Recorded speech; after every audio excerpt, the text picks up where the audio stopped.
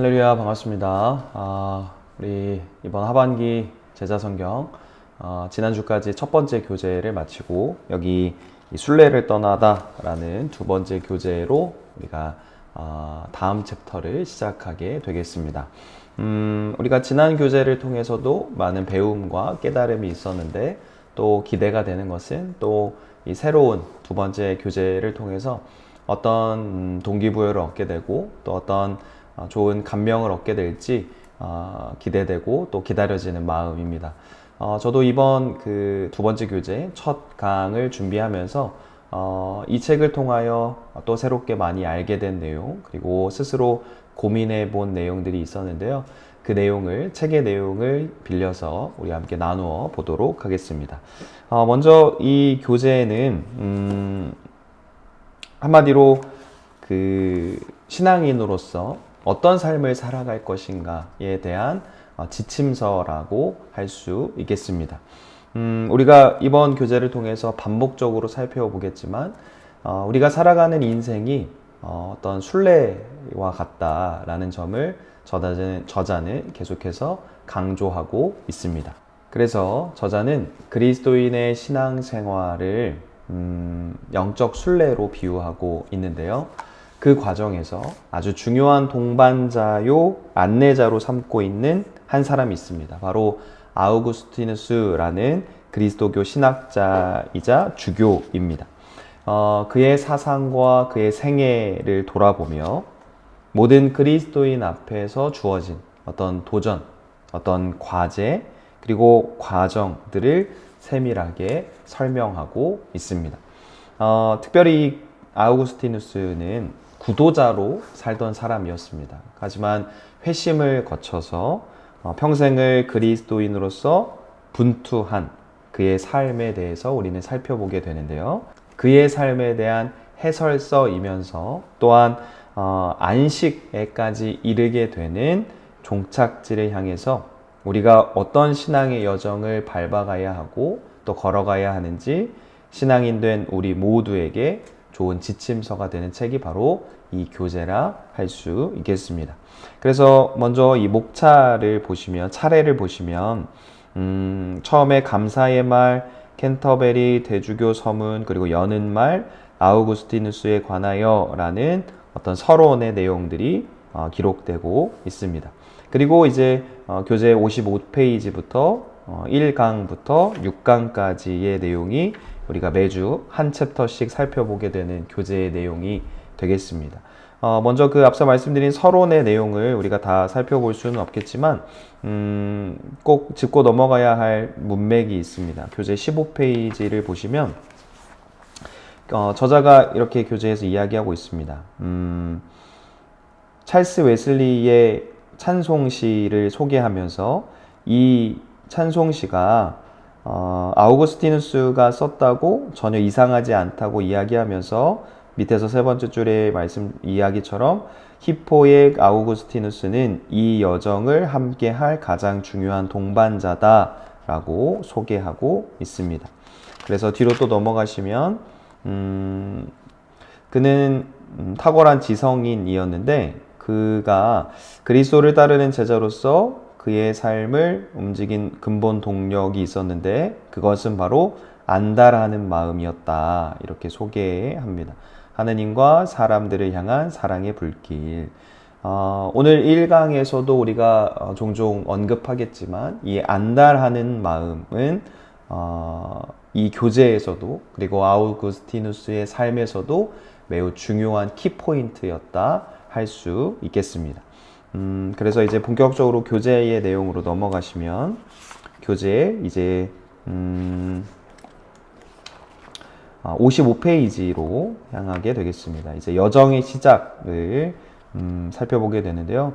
먼저 아우구스티누스는 이렇게 말했습니다. 본향으로 가는 중인 여전히 순례자인 우리는 아직 안식에 이르지 못하였습니다. 여전히 길 위에 있어 본향에 이르지 못했으며 이를 향해 나아갈 뿐 얻지 못했습니다. 이렇게 말했는데요. 먼저 저자는 새로운 여행이 일종의 모험이다. 이렇게 이야기하고 있습니다. 교재를 먼저 읽어보신 분들은 아시겠지만 이 한마디, 새로운 여행은 일종의 모험이다 라는 말은 이 1강의 모든 내용을 한마디로 압축하고 함축하고 있는 요약이라 할 수 있겠습니다. 여러분 철로역정이라는 말 그리고 그 문학을 잘 아실 텐데요. 우리의 인생이 바로 그러한 과정입니다.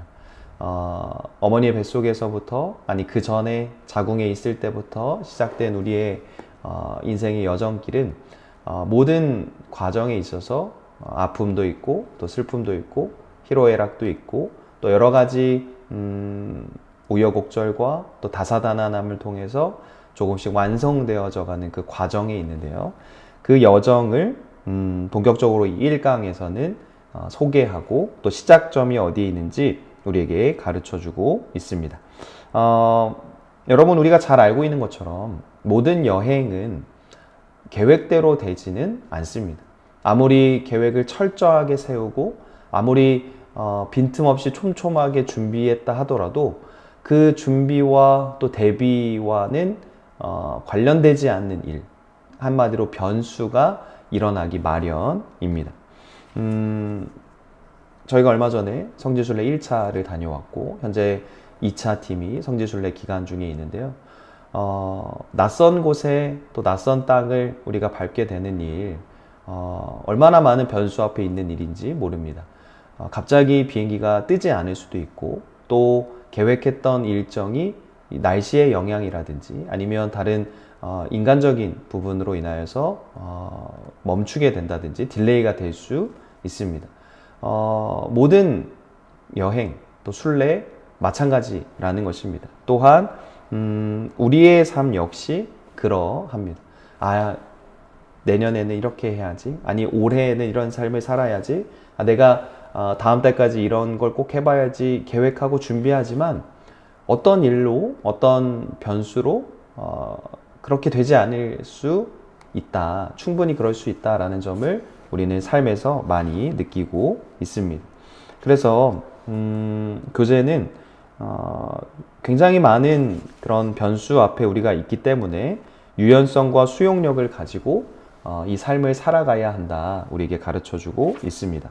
그래서 그가 먼저 예를 들고 있는 것이 바로 우리가 살고 있는 이 세계, 하나님이 창조하신 만물에 대한 부분이라 할 수 있습니다. 교재 59페이지로 보시면 분명히 우리가 살아가고 있는 이곳이 7일 만에 완성된 어떤 완제품이 아니라 하는 것을 언급하고 있습니다.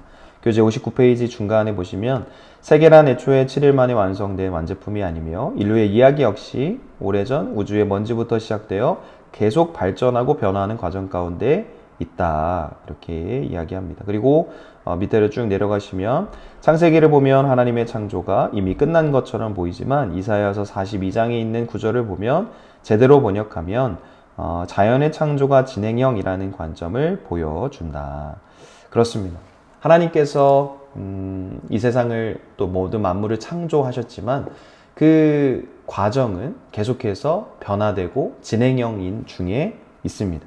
그것을 사용하고 또 살아가고 있는 우리가 그것을 잘 보존하고 또 잘 사용하고 아끼고 하면 할수록 그 본래의 모습이 잘 유지되지만 우리가 흥청망청 이 자연을 함부로 대한다든지 환경 오염을 많이 시킨다든지 한다면 분명 그것은 하나님의 창조의 섭리와는 반하는 일이라 할 수 있겠습니다. 그래서 저는 어떤 부분이 생각이 나냐면 우리가 영위하고 있는 이 자연과 모든 세계가 나의 것이 아니기 때문에 좀 더 아끼고 또 소중하게 여겨야 한다는 생각을 해봤고 또한 하나님께서 우리에게 맡겨주신 그 대리자의 역할을 우리가 하고 있기 때문에 우리 후손들에게 더 잘 전수해 줘야 되고 더 잘 물려줘야 하겠다 하는 생각을 해보게 됐습니다.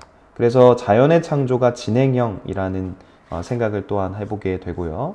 또한 뒤로 넘어가셔서 61페이지에 이제 우리가 하고 있는 한 가지 착각과 오류에 대해서 교재는 언급하고 있습니다. 교재 61페이지에 첫 번째 단락에 보시면 우리는 남을 완전히 파악하고 있다고 생각할 뿐 아니라 하느님을 완전히 파악하고 있다고 생각한다. 그렇습니다. 우리는 우리의 영역으로만, 우리의 어떤 수준으로만 하나님을 생각하고 또 판단하는 것처럼 완전히 하나님을 파악하고 있지는 못하고 있습니다. 그래서 확실하게 하나님을 규정할 수 없고 우리는 우리의 어떤 수준으로만 그 한계성으로만 하나님을 알고 있기 때문에 우리가 알고 있지 못한 그 세계로 기꺼이 나아가야 함을 교재는 분명히 이야기합니다. 여기를 잠깐 제가 읽어드리면 그리스도를 따라 살기 위해서는 곧 순례자로 살기 위해서는 기존에 알고 있던 세계에서 모르는 세계로 기꺼이 나아가야 한다. 이렇게 이야기합니다. 그렇습니다. 계속 우리가 언급하겠지만 그리스도인으로 살아가기 위하여서 또 그리스도를 따라 살기 위해서 순례자로 살기 위해서 우리에게 중요한 요구 조건이 하나 있는데 그것은 바로 기존에 알고 있던 세계에서 모르던 세계로 기꺼이 나아가야 한다. 그 믿음의 도전을 시작해야 한다라는 것입니다. 그래서 변화에 항상 열려 있어야 함을 우리는 요구되게 되는데요. 62페이지에 밑에서 5번째 줄 보시면 인생과 세계에 대해 특정 관점을 고집하지 않는 열려있는 사람은 언제든 변화할 수 있다. 앞서 말씀드린 그 여행에 있어서 유연성과 수용성이 바로 여기에도 대입이 되는 것입니다. 그래서 뒤로 넘어가셔서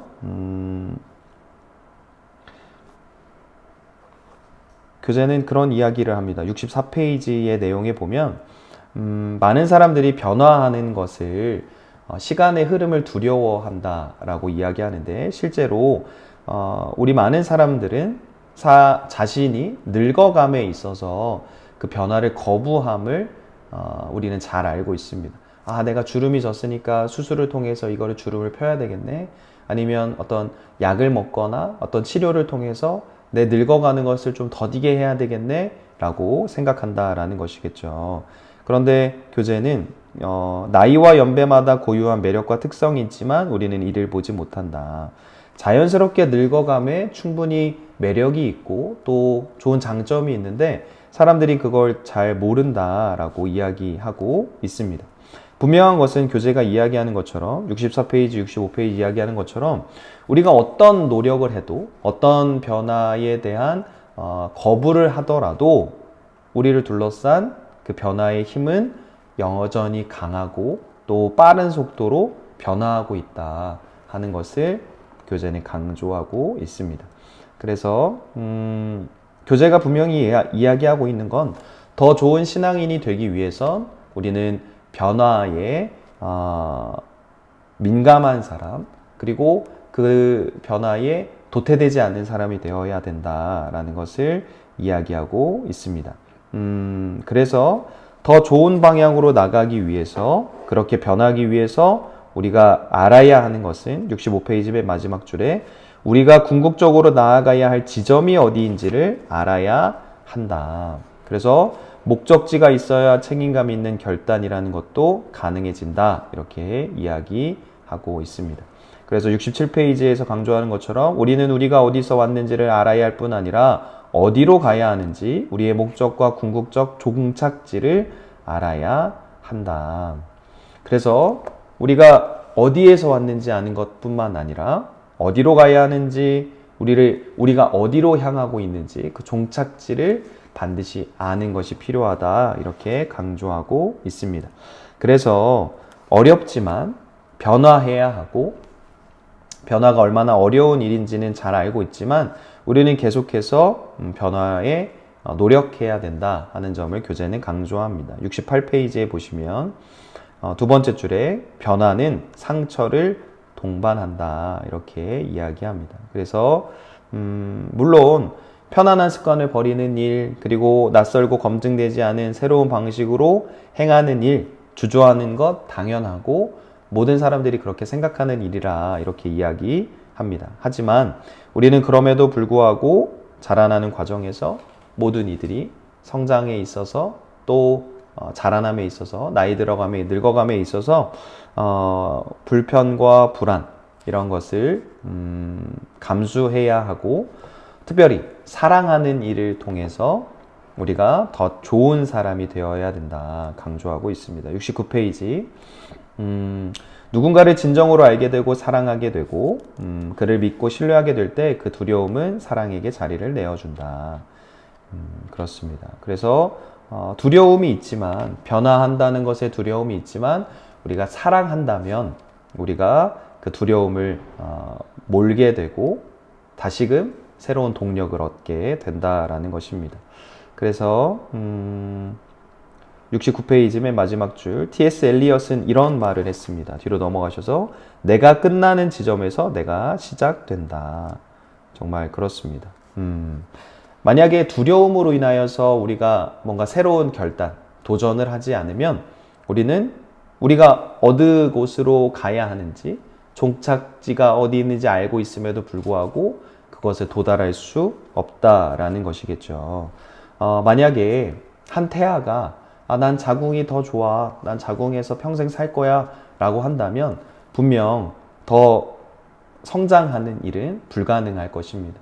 어머니의 뱃속에서 그 아이를 품을 수 있는 시기와 공간이 분명 제약이 있기 때문입니다. 두려운 마음이지만, 또 걱정이 되고, 또 낯선 공간에 대한 떨림이 있지만, 분명 그 아기는 어머니의 자궁 밖을 나와서 새로운 세상으로의 시작을 시작해야 하는 것이겠죠. 그래야 모든 성장의 단계도 겪게 되는 것이고, 더 좋은 것을, 더 많은 것을 경험할 수 있기 때문입니다. 그래서 71페이지 중간에 보시면, 그리스도께서는 우리에게 새로운 시작을 주시며 새로운 여정을 가능케 하신다. 성숙을 향한 길에 현상유지란 있을 수 없다는 것이다. 우리가 호수나 강가에 떠 있는 배를 생각해 보면, 물론 지금이 좋사오니 하면서 그곳에 가만히 있는 일도 의미 있는 일일 것입니다. 그러나 앞으로 전진하기 위해서는 계속해서 노를 저어야 하고, 현상을 유지하는 일은 결국엔 도태되는 일과 같다라고 할 수 있겠습니다. 그러니까 중간을 유지하는 일은, 전진하지 않는 일은 결국 후퇴하는 일과 동일한 것이고, 이것을 우리의 신앙생활에도 적용해 보면, 신앙인으로서 더 많은 분투와 더 많은 노력이 수반되지 않으면 가만히 있는 일, 그리고 현상을 유지하는 일은 조금 더 죄인된 모습에 가까워지게 되는 측면이라 할 수 있겠습니다. 마치 날개짓을 멈춘 나비는 금세 자리에 주저앉게 되는 것처럼, 우리는 끊임없이 이 신앙의 날개짓을 해야 하고 노력을 해야만 더 좋은 그리스도인으로서 한 걸음 더 내디딜 수 있게 된다. 그래서 늘 우리는 변화에 노출되어 있어야 한다 하는 점을 강조하고 있습니다. 그래서 71페이지 마지막 줄 보시면, 미지를 향해 나아가는 여정을 시작하기 위해서는 위험을 감수해야 한다.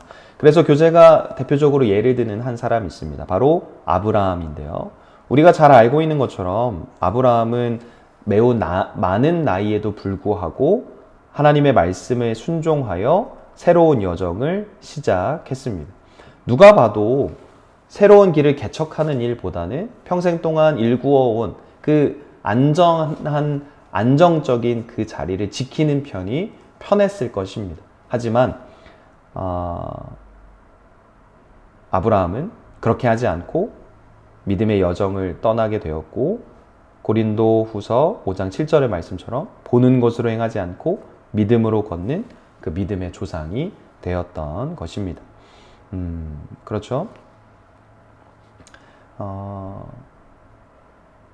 이 아브라함의 결단 그리고 순종을 통해서 보자면, 그가 만약에 그 이전의 안정적인 생활, 그리고 그가 일구어온 그 가지고 있는 그 자리를 벗어나지 않았다면, 하나님의 말씀에 순종하지 않았다면 그는 믿음의 조상이 될 수 없었을 것입니다. 물론 그 위험한 일을, 그 도박과 같은, 아니면 어떠면 그 미지의 영역에 다다르는 일들을 통하여서 아무것도 볼 수 없고 확신할 수 없는 상황이었지만 그는 순종함으로, 결단함으로, 믿음의 길을 내디딤으로 하나님의 사람이 되었다라는 것이겠죠. 그래서 교재는 73페이지에서 성숙을 향해 가는 이 긴 여정에서 첫 번째 발걸음은 원래 살던 곳 전초기지를 떠남으로써 그렇게 시작된다, 이렇게 이야기하고 있습니다. 그래서 많은 사람들이 가장 힘들고 고통스러운 경험이 뭐냐 하면 사별 그리고 이사라고 이렇게 이야기하는데요. 저도 생각해보면 우리 교회에 2015년에 처음 사역을 시작할 때 평생 지내왔던 그 대전이라는 고향집을 떠나 우리 교회에 이렇게 사역을 시작하게 됐습니다. 그때 처음 거주했던 곳이 우리 교회 본당 옥상에 있는 그 옥탑방이었는데요. 거기서 이제 약간의 시간을 지내고 또 평화연립이라는 새로운 보금자리로 또 이사하게 되었고, 또 거기서 출산을 앞두고 선교관이라는 새로운 보금자리로, 또 지금의 아파트 사택으로 또 보금자리를 이렇게 이동하게 되었습니다. 생각해 보니까 많은 어떤 이사를 경험하게 됐는데요. 신학교 다닐 때 많은 선배 목사님들, 교수님들이 목회자에게 준비해야 할 3가지 말씀해 주셨습니다. 이사할 준비, 설교할 준비, 바로 죽을 준비, 이렇게 3가지를 말씀해 주셨는데, 어떻게 보면 이 3가지 준비는 목회자뿐만 아니라 신앙인으로서 항상 해야 할 어떤 준비와 같다 할 수 있겠습니다. 뭐 그렇게 이사하거나 설교하거나 할 준비가 많이 어떤 자리가 신앙인으로 평신도나 많은 대부분의 사람들에게 요구되진 않을 수 있겠지만, 죽을 준비라는 측면을 생각해 보면 신앙인으로서 언제든 주님 앞에 부르심을 받을 그런 대비를 하고 있어야 함은 분명 맞는 일이라 할 수 있겠습니다. 그래서 하나님이 명령하시면 마치 아브라함처럼 정든 그곳을 떠나라 명령하시면 정말 우리가 떠날 준비도 해야 한다라는 것이겠죠. 저 역시 이 부분에 있어서 항상 그 대비를 해야 하고 항상 준비해야 한다라는 염두를 가지고 있기도 합니다. 그래서 우리 교재 74페이지로 또 넘어가시면 새로이 자리를 잡기 위해서는 기존의 자리에서 벗어나야 한다, 이렇게 이야기하고, 지금 이곳에 집착하고 현상이 유지되기만을 바라면 장차 올 영원하고 변치 않는 것을 빼앗기게 된다, 교재는 이야기합니다. 그래서 앞서 말씀드린 것처럼 지금이 좋사오니 하면서 그 자리를 지키고 있거나 또 떠나지 않으면 더 좋은 것을, 더 나은 것을 경험할 수 없게 되는 것이겠죠. 그래서 교재는 한 중요한 단어를 우리에게 가르쳐 줍니다. 75페이지. 거룩한 불만족이라는 단어인데요. 바로 이 마음은 안식하지 못하는 마음인데 하나님으로만 충족될 수 있으며 하나님이라는 종착지에 이르기까지 우리를 다음 단계 알지 못하는 세계를 향해 나아가도록 추동한다라는 것입니다.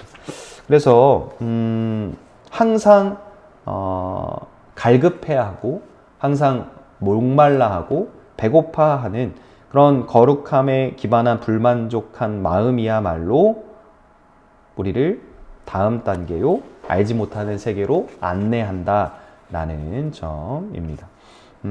그래서 77페이지의 내용처럼 새로운 삶, 새로운 생명은 옛 삶, 옛 생명이 죽음으로써 시작한다 말하고 있고, 거룩한 불만족이란 무엇일까? 이렇게 다음과 같이 설명하고 있습니다. 안식하지 못하는 마음이다. 그렇죠? 이 거룩한 불만족이요, 안식하지 못하는 마음은 신앙인 된 우리에게 매우 필수적인 요소라 할 수 있겠습니다. 그러니까 쉽게 말해서 이 거룩한 불만족이라는 것은 나는 항상 죄인이야. 나는 항상 하나님 앞에 더러운 죄를 짓고 있는 사람이야 라고 어떻게 보면 겸손하게 고백하는 사람이라 할 수 있겠습니다. 그런데 그 반대의 경우에는 나는 의인이야. 나는 하나님 앞에서 참 잘하고 있어 라고 교만하게 생각하는 마음이라 할 수 있겠습니다. 교재는 어떻게 이야기하냐면 좋은 것은 최고의 것이 아니다, 이렇게 이야기합니다.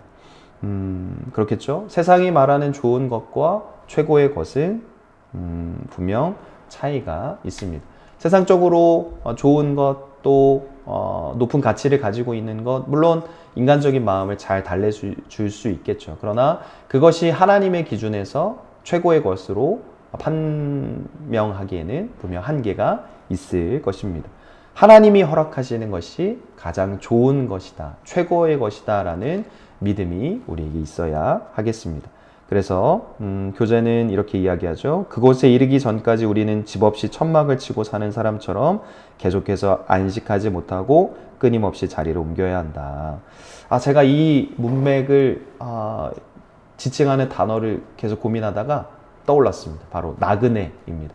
우리는 인생을 살아가는 나그네인 것이겠죠. 정처 없이 그곳을 떠나게 되는 나그네이지만 결국 우리가 가야 할 곳, 우리가 정착해야 할 곳이 어디인지 알고 있다면 우리는 계속해서 이 거룩한 불만족, 안식하지 못하는 마음을 통해서 그 여정을 끊임없이 나아가야 한다라는 것이겠습니다. 그래서 78페이지는 부모의 이야기를 이렇게 이야기해주고 있는데요. 부모는 씨를 잘 뿌리는데 관심해야지 추수를 염려해서는 안 된다. 그래서 기존에 갖고 있던 신앙을 내려놓아야 할 때가 있다. 이 수업에 참여하시는 많은 부모님들께서 그런 고민이 있으실 것입니다. 내가 가지고 있는 이 신앙을 우리 자녀들에게 좀 잘 전해주면 좋겠다. 우리 아이들이, 우리 자녀들이 신앙생활을 좀 잘했으면 좋겠다. 이런 기도의 제목이 있으실 것입니다. 우리가 또 생각해 보면 이 교재가 이야기하는 것처럼 우리가 주목해야 하는 것은 씨를 잘 뿌리는 일입니다. 그리고 거두는 일은 하나님이 하시는 일이라 할 수 있겠습니다. 어떤 측면에서 생각해 보면 우리가 가지고 있는 부모 세대의 신앙이 정답은 아닐 수 있습니다. 아니, 조금 더 다르게 생각해 보면 자녀들로 하여금 가지게 되는 신앙, 그리고 그들로 하여금 겪게 되는 어떤 신앙생활의 여정은 우리가 가지고 있는 모습과 다를 수 있다라는 점을 생각해 보게 됩니다. 그러니까 하나님께서 어떻게 열매 맺게 하실지, 또 하나님께서 그들의 삶을 인도하실지는 내가 가지고 있는 바운더리 그 밖으로 나타날 수도 있다라는 것입니다. 우리는 그저 씨를 뿌리고 기도할 뿐입니다. 하나님께서 우리 자녀들의 삶을 어떤 식으로 이끌어 가실지, 또 어떤 식으로 열매 맺게 하실지는 우리의 생각으로 다 판단할 수 없다라는 것이겠죠. 그래서 우리는 더욱더 기도해야 하고 씨를 뿌리는 일에 더욱더 집중해야 한다라는 것이겠습니다. 그래서 뒤로 넘어가셔서 이 아우구스티누스의 어머니 모니카가 바로 그러한 모습이었던 것이겠죠. 계속해서 기다렸고 계속해서 기도하면서 아들이 그렇게 신앙의 길을 잘 걸을 수 있도록 항상 마음을 썼다라는 것이겠습니다. 그래서 뒤로 넘어가시면 81페이지에 교재는 이렇게 이야기합니다. 사랑하는 이를 떠나보내는 것은 고통스럽다. 그러나 모든 사랑에는 이러한 과정이 있다. 제가 이 대목을 읽으면서 생각난 에피소드가 하나 있는데요. 저희 아이들이 이제 3살이 되어서 올해 초부터 어린이집을 다니기 시작했습니다. 처음에 모든 아이들이 그러하듯이 적응 기간이 있었는데요. 항상 집에만 있던 아이들이 1시간, 2시간, 3시간 그렇게 새로운 공간에서 새로운 사람들과 지낸다는 것, 앞서 우리가 사별, 이사를 통해서 사람이 겪게 되는 어떤 박탈감을 겪게 되는 것처럼 이 아이들 역시 그러했을 것입니다. 내가 왜 여기 있지? 내가 왜 여기 있어야 하지? 나 집에 가고 싶다, 엄마 보고 싶다, 생각했을 수 있습니다. 그 모습을 보고 또 가지 않겠다고 생떼를 부리고 우는 그 모습을 보는 부모의 마음도 물론 편치는 않았습니다. 하지만 이 과정이 있기에 아이들은 거기서 새로운 것을 배울 수도 있고 또 새로운 환경에 적응할 수도 있는 것처럼 만약에 부모로서 그 모습이 너무 안타까워서 어린이집 못 보내겠어요, 제가 그냥 집에서 데리고 있을게요 한다면 물론 그것도 좋은 방법이 될 수 있겠지만 너무 내 품 안에만 두고 있는 것은 정답이 아닐 수 있다라는 것이겠죠. 그래서 교재는 뭐라고 얘기하냐면 자녀를 향한 부모의 집착은 자녀를 망가뜨리거나 무능하게 만들 뿐이다. 그래서 속된 말로 마마보이라고 하지 않습니까? 제가 생각하기에 이 마마보이는 아이들의 창의력을, 또 아들이든 딸이든 그 자녀의 삶을 너무 옥죄고 있다면 아이들이 스스로의 어떤 정체성을 잃어버리게 되지 않나 생각해 보게 됩니다. 사랑하는 것과 집착하는 것은 다른 일이고, 또 사랑하는 일과 방종하는 일은 다른 일이기 때문에 어떤 일이 아이들에게 가장 적합하고 필요한 것인지 잘 판단하는 것도 부모의 중요한 역할이겠다 생각해 보게 됩니다. 그래서 교재는 아우구스티누스가 수차례 사상의 변화를 겪었음을 우리 교재에서 이야기하고 있고, 어떤 놀이를 통해서 교재는 계속해서 설명하고 있는데요. 84페이지 보시면 밑에서 두 번째 줄에 우리는 제각기 자신을 속이고 감추는 장치를 가지고 있다. 넘어가시면 85페이지에서도 그렇게 우리 안에 있는 근원적 갈망을 피해 도망한다 이야기합니다. 제가 언젠가 말씀드렸던 것처럼 살을 빼는 일에 주목하기보다 더 큰 옷을 사는 일, 죄를 짓지 않는 일을 선택하는 게 아니라 죄를 짓고도 더 큰 어떤 두꺼운 가면을 쓰므로 그 죄를 덮는 일을 선택하는 일, 바로 이러한 맥락이라 할 수 있겠습니다. 근원적인 어떤 문제의 해결을 해야 하지, 그것을 뭐 다른 제2, 제3의 것으로 덮거나 도망하는 일은 매우 비겁하고 또 근본적인 해결을 할 수 없는 일이라 할 수 있겠습니다. 그래서 우리가 어떤 가면을 쓰더라도, 어떤 거짓을 행하더라도 우리는 참된 평안을 누릴 수 없고 경험할 수 없는 것입니다. 그래서 요한복음 14장 27절에서 예수님은 이렇게 말씀하시는데요. 제가 그 말씀을 좀 읽어드리면, 평안을 너희에게 끼치노니 곧 나의 평안을 너희에게 주노라. 내가 너희에게 주는 것은 세상이 주는 것과 같지 아니하니라. 너희는 마음에 근심하지도 말고 두려워하지도 말라. 그래서 하나님이 주시는, 예수님이 주시는, 주님이 주시는 그 평안으로만 우리는 채움을, 만족을 경험할 수 있는 것입니다. 그래서 교재가 이야기하는 것처럼 86페이지 이후에 아무리 좋은 것을 하나님이 주셔도 우리가 빈손이 되지 않으면 그것을 가질 수 없는 것처럼 우리는 항상 거룩한 불만족을 통해서 우리의 손을 펴야 한다. 빈손을 하나님 앞에 가지고 가야 한다. 이렇게 이야기하고 있습니다. 거룩한 불만족, 바로 그 안식하지 못하는 마음이 있어야 하는 것이겠죠. 내가 가지고 있는 게 더 좋은 거야. 난 이걸 포기 못해. 한다면 앞서 우리가 계속 이야기하고 있는 것처럼 하나님이 주시는 것을 누릴 수 없게 되는 것이겠죠. 그래서 교재는 C.S. 루이스라는 사람의 말을 통해서 이야기하는 것처럼 우리가 너무 쉽게 만족하고 있다. 이렇게 이야기하고 있습니다.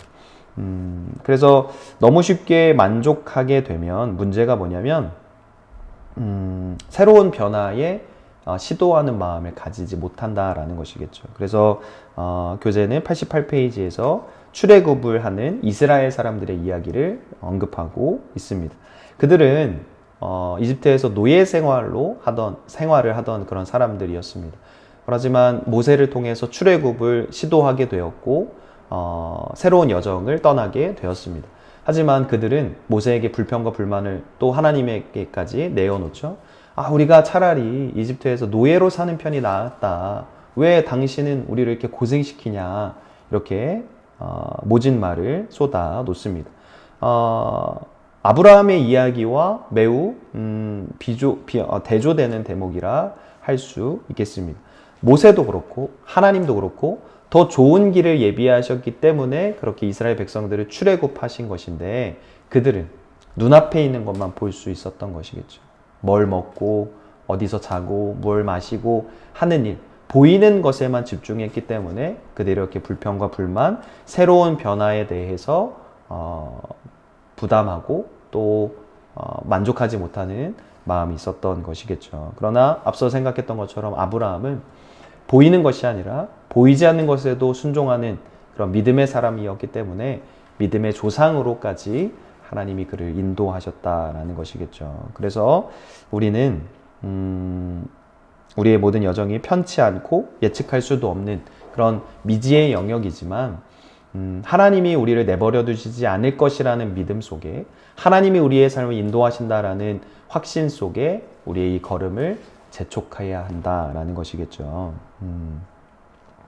그렇게 우리는 낯설기도 하고 정착하지 않은 삶을, 그렇게 나그네와 같은 삶을 살아가지만 우리는 계속해서 하나님께서 우리에게 더 좋은 것을 주신다라는 믿음 속에 살아가야 하겠습니다.